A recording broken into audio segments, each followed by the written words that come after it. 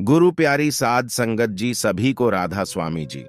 साध संगत जी, इस साखी को आप पूरा सुनिए, क्योंकि इस साखी से आपको पता चलेगा कि गुरु अपनी बिखरी हुई आत्माओं को कैसे खींच के लाते हैं।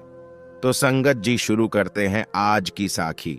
साध संगत जी, एक बार की बात है, बाबा सावन सिंह जी अपनी कार में कहीं जा रहे थे। तो कार के बाहर जब उनकी नजर पड़ी, सामने किसी की कार पंचर हो गई थी और उस कार का परिवार लोगों से मदद मांग रहा था। बाबा सावन सिंह जी ने अपनी कार को रोकने के लिए कहा। जैसे ही बाबा जी कार के बाहर आए तो उस परिवार के एक सदस्य ने बाकी लोगों को कहा कि देखो कितना सुंदर सरदार है। तो उनके पास बाबा जी आए और उनकी मदद करवा दी। जब बाबा जी जाने लगे तो उस परिवार में से एक सदस्य ने पूछा कि सरदार जी, आप कहाँ रहते हो और क्या काम करते हो? तो बाबा जी ने कहा कि मैं ब्यास में एक छोटा सा सेवादार हूं, मेरा नाम सावन सिंह है। इतना कहने के बाद परिवार वालों ने कहा कि कभी मौका मिला तो जरूर आएंगे। तो बाबा जी ने कहा कि आपका स्वागत है, जब भी आओगे मेरा नाम ले लेना। इतना कहकर बाबा जी चले गए। एक साल बाद वो परिवार वाले अमृतसर घूमने के लिए जा रहे थे। तो उन्होंने सोचा कि ब्यास रास्ते में पड़ता है तो उन बाबा जी से भी मिल लेते हैं। वो शाम को ब्यास पहुंच गए और उन्होंने बाहर खड़े सेवादार को कहा कि हमें सेवादार सावन सिंह जी से मिलना है। तो वहां पर 4 सावन सिंह जी सेवादार थे। तो उन्होंने कहा कि नहीं, इनमें से कोई भी नहीं है। फिर एक सेवादार ने कहा कि जिसे आप मिलना चाहते हो, क्या पता आज वो सेवा पर आए ही ना हो। तो परिवार वाले थोड़ा सा मायूस हो गए और आगे अमृतसर जाने की सोच रहे थे। फिर एक परिवार के सदस्य ने कहा कि आए तो है ही इतनी दूर, क्यों ना कल का सत्संग ही सुन लेते हैं। जैसे अगले दिन बाबा सावन सिंह जी सत्संग करने के लिए गद्दी पर आए। वो परिवार के सदस्य देख के हैरान रह गए। यह तो यहाँ के महाराजा है और हमें बोल रहे थे कि मैं एक छोटा सा सेवादार हूं।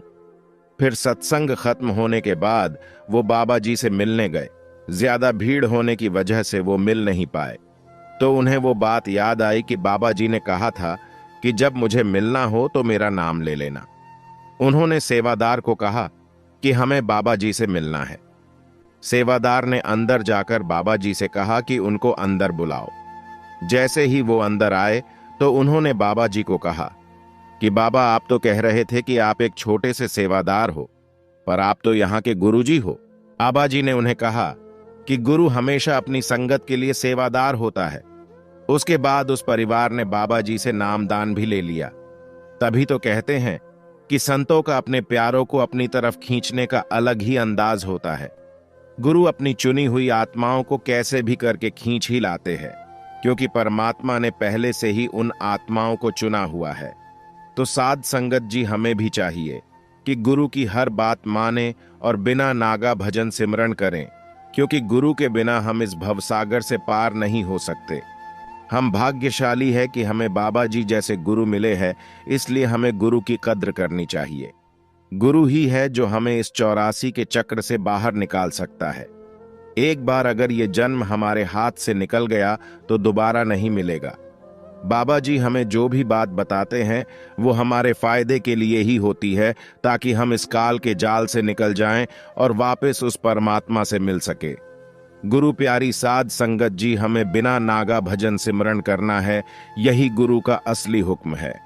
संगत जी, ये थी हमारी आज की साखी। संगत जी, साखी अगर आपको अच्छी लगी हो तो चैनल को सब्सक्राइब जरूर कर लेना, क्योंकि हम आपके लिए ऐसी ही साखियां, सत्संग की वीडियो लाते रहेंगे। और बेल आइकन को जरूर प्रेस कर लेना, ताकि जब भी हम कोई नई वीडियो डालें सबसे पहले आप तक पहुंच सके। राधा स्वामी जी।